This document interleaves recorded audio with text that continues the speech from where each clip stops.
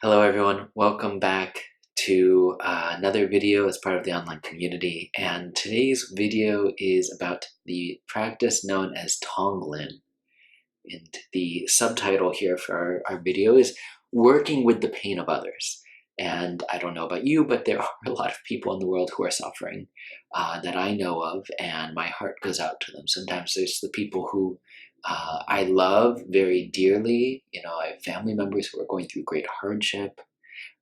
There is also people who I know but don't necessarily think the world of, and I know that part of the ways that they lash out is because they're suffering.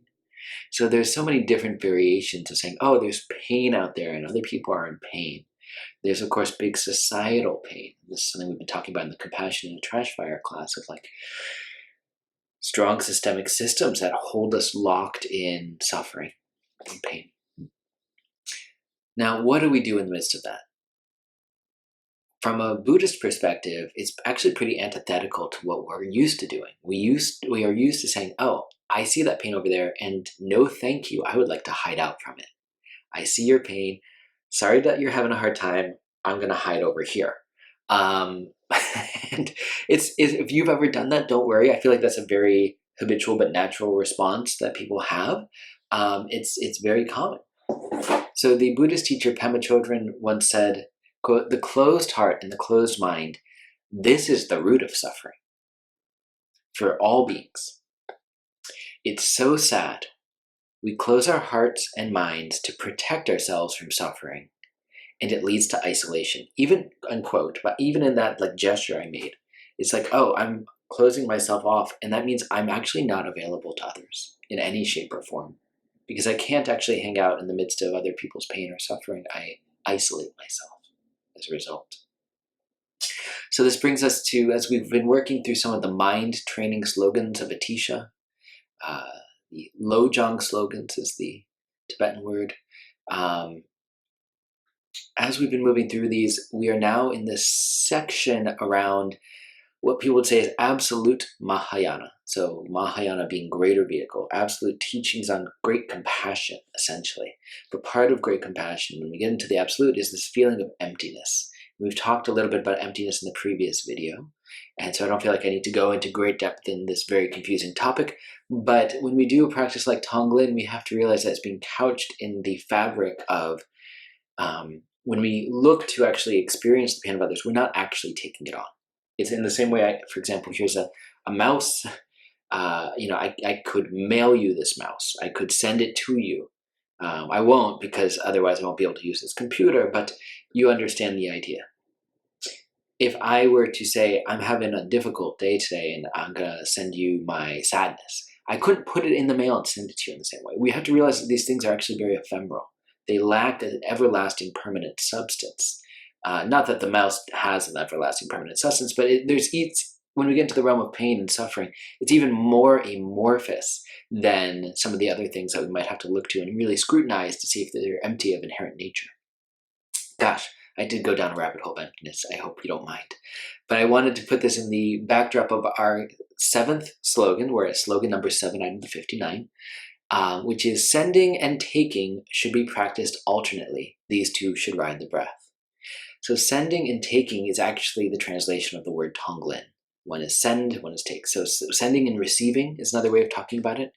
And that these should be practiced riding the breath. So on the in-breath, we take in, and on the out-breath, we send out. That is sending and taking. There's when we isolate and hide out from other beings, it's a very normal response, but it also stems from our tendency to try and put ourselves before others. Well, actually, I can't experience your pain. I need to just do my own thing right now. And so this is a bit of an antithetical practice for many of us, that we're actually putting others before ourselves. We're actually saying, I'm going to breathe in the pain and suffering of others, and I'm going to send out whatever I have to offer in this moment. We may not always feel like we have a lot to offer, but even if you're doing the practice, you might say, well, there's some space here in my home, or there's some calm that I'm feeling in this moment. Can we offer these things?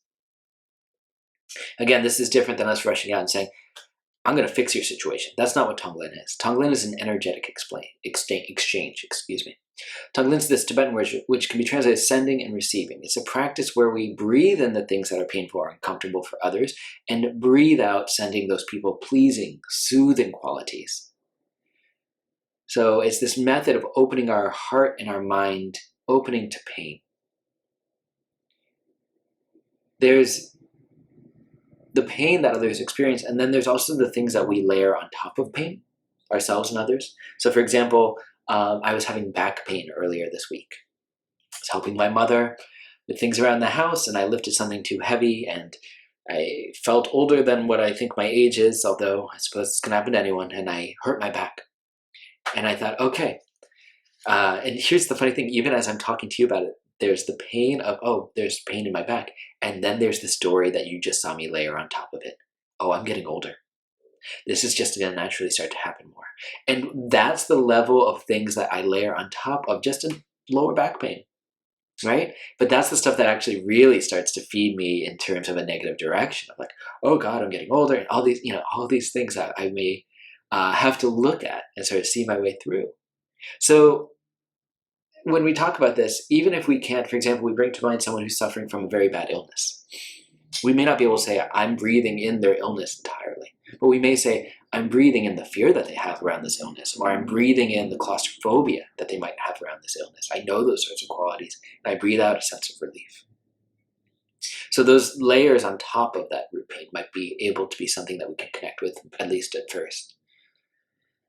This practice is a very intense one. There's, as I'm talking about this, for those of you who've studied a lot of Buddhism, you know that there's 3 turnings of the wheel of what the Buddha taught. The first is a foundational or root vehicle around what are known as the Four Noble Truths, the Eightfold Path, these very basic teachings that we cover in the Buddhist Immersion Program.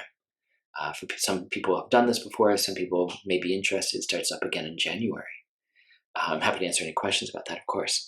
But those sort of foundational teachings is where we start, and then we move into what's known as this Mahayana, this term I used earlier, these teachings on compassion, emptiness. And that's where these teachings lie. But there's almost a third turning teaching here of the Vajrayana, the tantric path, which is based in looking at all of the circumstances of our lives and saying, well, even if there's something negative, I'm going to work to transmute it into wisdom. Whatever comes up in my path, I'm making part of the spiritual path. It is not something worldly, it's actually part of my sacred journey. And there's something really Vajrayana, essentially, about this Mahayana practice, if that makes sense. There's something very advanced and intense about this practice that is a compassion practice, because we're transmuting. It's almost like we're a human ventilator, where we breathe in the negative thing and we breathe out the positive thing. And as I'm talking about this, you might suspect, well, yeah, there's 2 things here. 1, I'm dissolving the barriers between myself and others, which is a very good, open-hearted thing to do. But 2, this sort of sounds relentless. It sort of sounds intense and hard. And it is, so I'm going to guide us every step of the way right here, right now. We're going to do the practice together. And then I'll move through a couple of the slogans in addition, but not at the level of depth that we might normally do, because I really want to focus on this particular practice and give you an experiential understanding of Tonglen. So if you might have noticed, I just sort of wiggled myself into place around my sitting posture. Please move into whatever sitting posture feels right to you. And as you do that, we're going to just move into the realm of relaxing with the breath. So just noticing how the body's breathing today, not having to do anything about it, not having to change it, just relax with however it's flowing in this moment.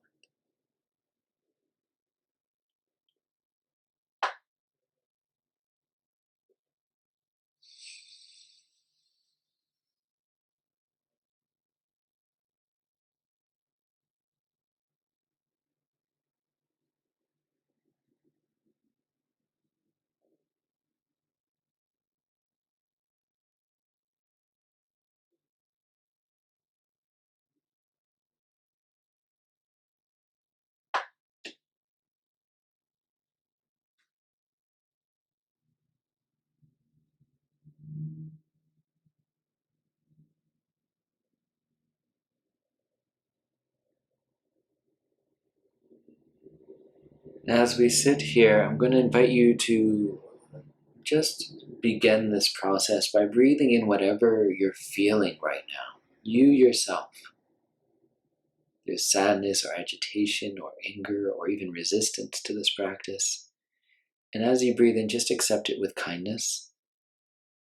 And on the exhalation, as you breathe out a sense of well-being and ease and calm. Give yourself some sense of spaciousness here.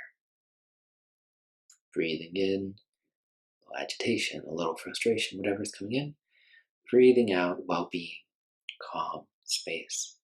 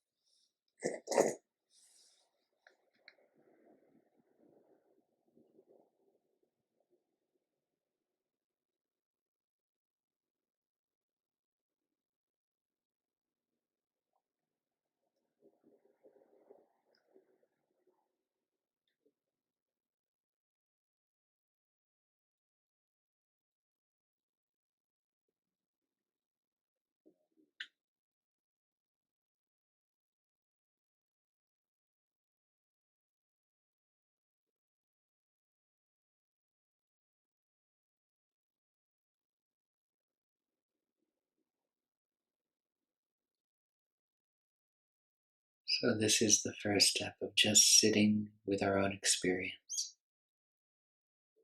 whatever it might be.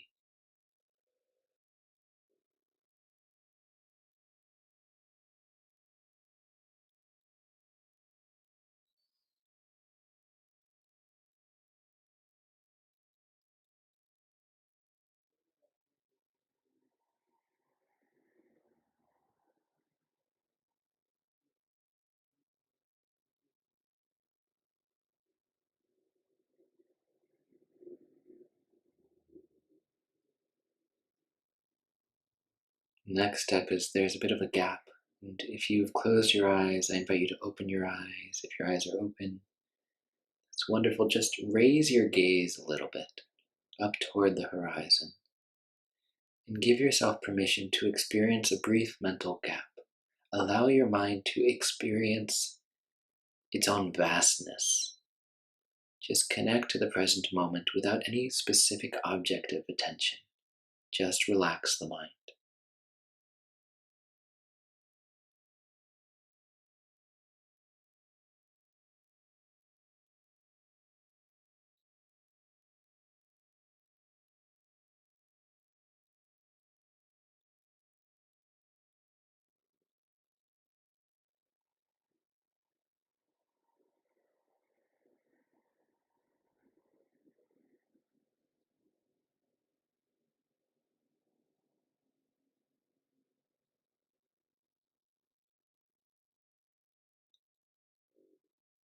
And you can either lower your gaze or close your eyes, whatever you're used to, as we move into the next step, which is actually working with a sense of texture. What I mean here is on your in-breath, imagine that you're inhaling hot, heavy air. And on your out-breath, visualize that you're actually exhaling the sense of cool, light, fresh air.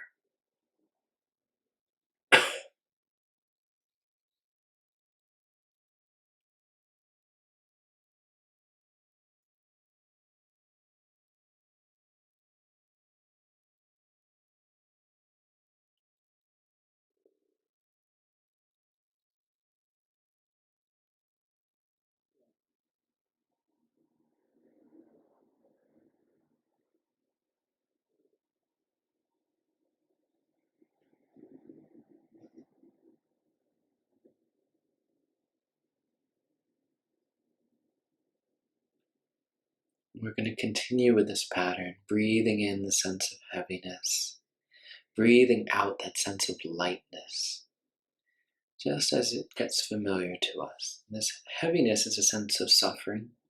If we were to put those words on it, the lightness is essentially a sense of well-being. So we're just working with the texture of these things for now.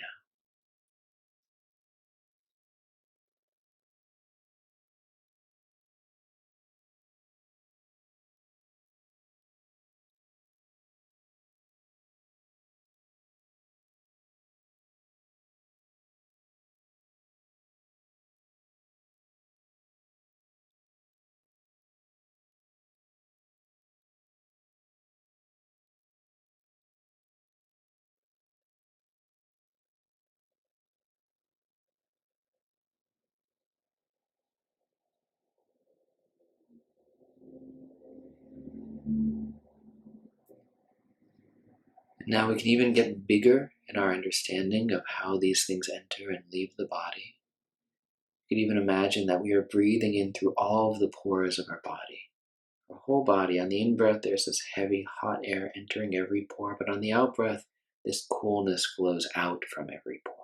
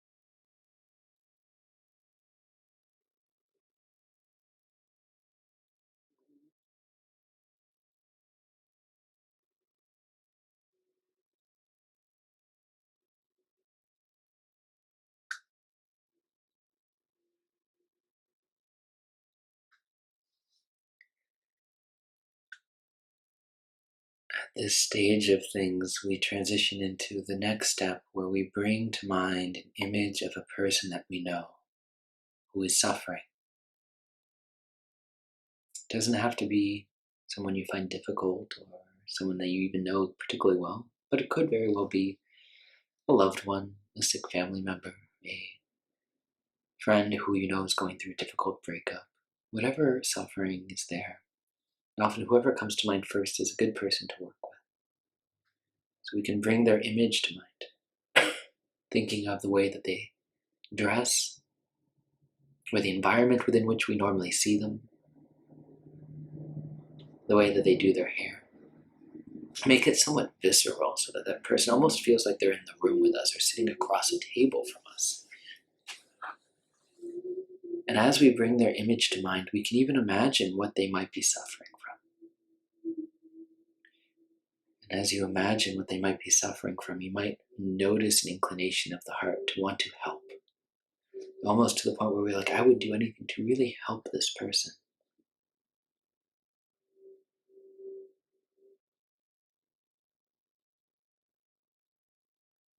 And as we bring this person's image to mind, we focus back on the breath. And as the in-breath, we can breathe in some of the ways that they are suffering, and on the out-breath, we breathe out a sense of whatever well-being we have to offer. So for someone who's going through heartbreak, those feelings of fear and doubt and pain might ride the in-breath, and then the feelings of relief, calm, gentleness might ride the out-breath. For someone who's quite sick, we may not be able to conceptualize what that sickness feels like, but we know some of the symptoms of feeling trapped in the body or feeling particularly claustrophobic or lost in anxiety. And we can breathe those things in on the in-breath and breathe out a sense of whatever we would like to offer, a sense of peace, a sense of freedom, whatever we think might be helpful rides the out-breath.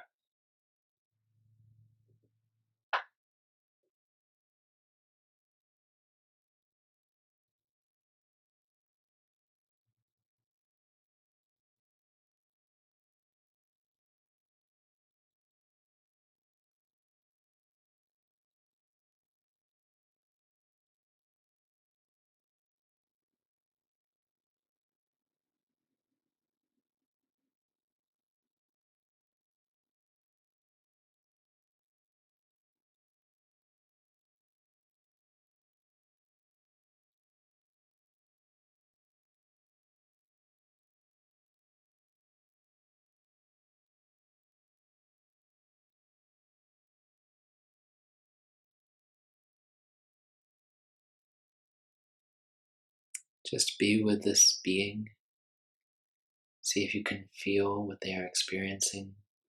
Let your whole being turn toward this person who's suffering with your wish that it might be relieved. Breathing in the various aspects of their suffering, breathing out through all of the pores here, any sense of relief and well-being.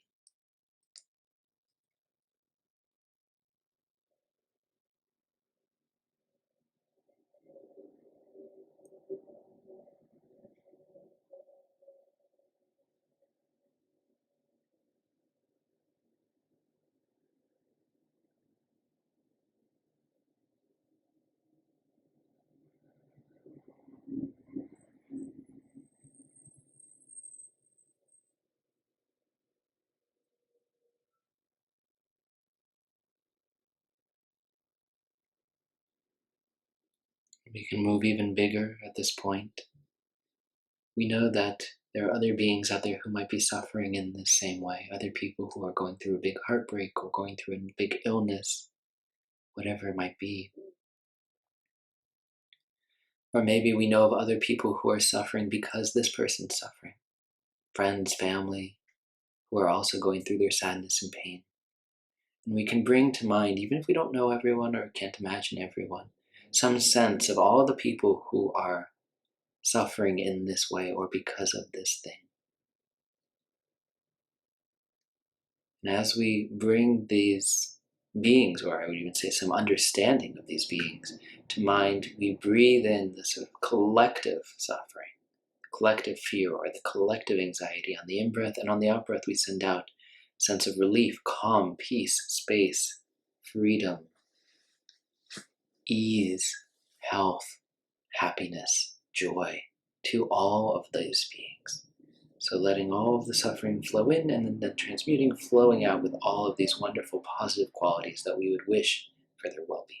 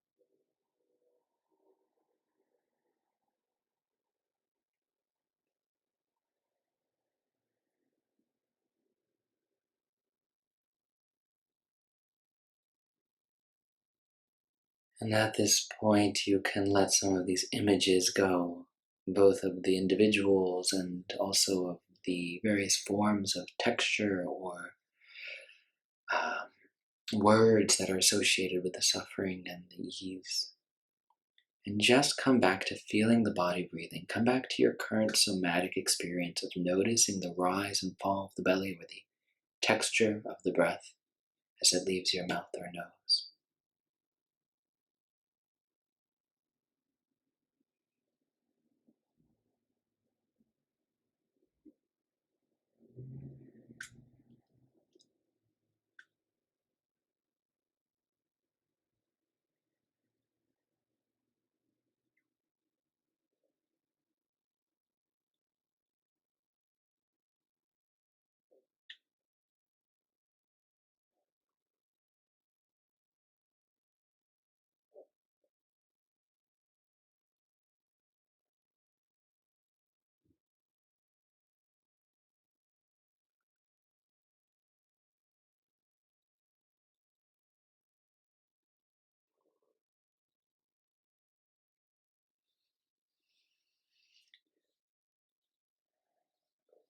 And when you're ready, you can open your eyes or raise your gaze and come back into the environment a little bit more. Allow your awareness to expand and notice what else is around you. Stretch your body if you'd like to stretch.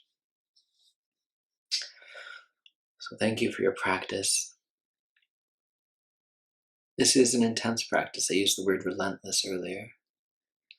If we are doing it right, so to speak, it can feel relatively intense. When I say doing it right, it means that it's not just sort of a theoretical exercise. And the reason we start with sort of as personal as possible with sort of a being that we know, as before we get big into all of these beings who suffer in that way, is because if we just sit down and contemplate how many people are in pain, and just say, I'm going to do Tonglen for them, we may end up having this be a theoretical exercise. We may end up having this not be a felt experience, which hopefully is something that you just had.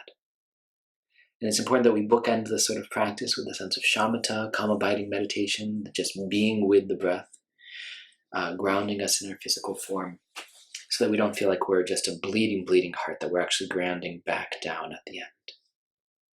So I hope that this practice is helpful for you. You may notice that, like many of the practices that we talk about, there's an opportunity for us to do this as a full practice of 15, 16 minutes, whatever we did there.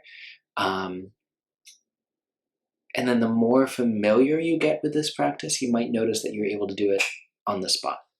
You're walking by a pet store window and there's a bunch of puppies playing there and your heart breaks a little and you automatically move into breathing any sense of fear that they might experience and breathing out a sense of relief. And that's just on the spot. It becomes quite natural. We see a child being yelled at by her mother in the streets and we say, oh, poor child, there's so much sadness. We breathe in the sadness, we breathe out a sense of joy, just making the aspiration that they might feel that way at some point. So, this isn't a Pollyanna practice necessarily, like, oh, I hope everyone just feels good. But there is an element of, even if we don't know the exact circumstances of what someone's going through, we can understand some of the root emotions that might be underneath. So speaking of roots and things like that, I want to actually talk about some of the other slogans that fall under this particular category that we've been working through this month of absolute Mahayana, teachings around looking at the very nature of reality. So the next slogan after this Tonglen related slogan, we'll come back to Tonglen in a second, is the 8th, which is 3 objects, 3 poisons, 3 seeds of virtue. This is an obscure one, I realize, but it's essentially saying, how do we end up like getting shut off and not actually enjoying the world?